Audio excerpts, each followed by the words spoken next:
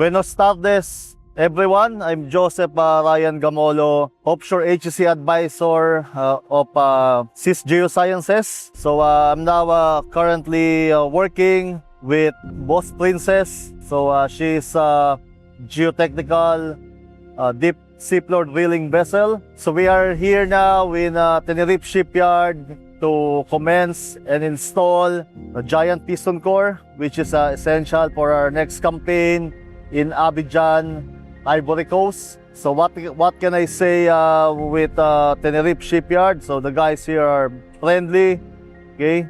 And also in terms of safety, they show their commitment on their standards, showing their values and craftsmanship of every work. And most important, working safe, which is our license to operate. And other thing, they comply on the required safety standards and practices, and also show willingness to achieve zero incident on this campaign. So the guys show commitment by demonstrating their hard work, passion, compliance, as well as dedication, okay, for improvement and other opportunities found during inspection and audit in a timely manner. And other thing, good luck in your future endeavor, and gracias, amigo and amiga.